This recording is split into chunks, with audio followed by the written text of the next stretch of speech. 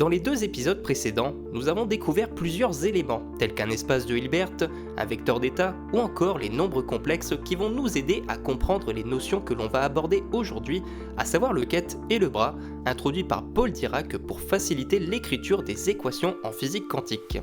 On a vu que l'état d'un système quantique est symbolisé par un ket qui n'est d'autre que son vecteur d'état. Un ket appartient à un espace de Hilbert noté grand H qui est un espace vectoriel utilisant des nombres complexes. De manière générale, on représente l'état d'un système psi étant égal à la somme des alpha i ket ei, sachant que alpha i est un coefficient représenté par un nombre complexe et ket ei est une famille de vecteurs de base de l'espace des états qui est libre et génératrice.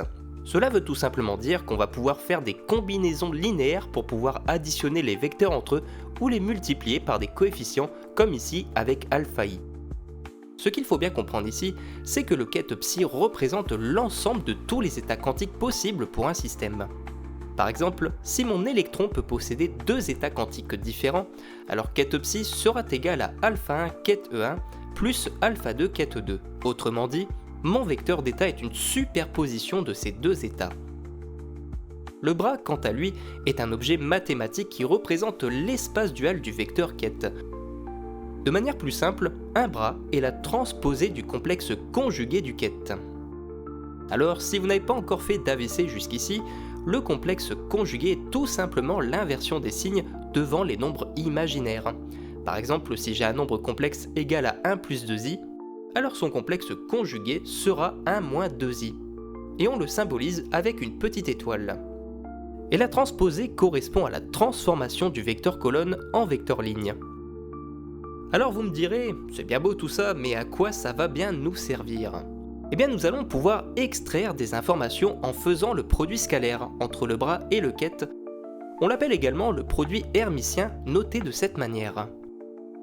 On va pouvoir par exemple calculer la probabilité d'obtenir un autre état quantique d'un ket phi à partir d'un ket psi avec la norme au carré du bras phi scalaire psi. Ça va également nous permettre de définir des opérateurs en faisant le produit scalaire ket-bras, ou encore de pouvoir définir les valeurs moyennes d'une observable en utilisant la notion d'opérateur auto-adjoint. Rassurez-vous si vous n'avez pas tout compris car nous aborderons tout cela dans les prochains épisodes.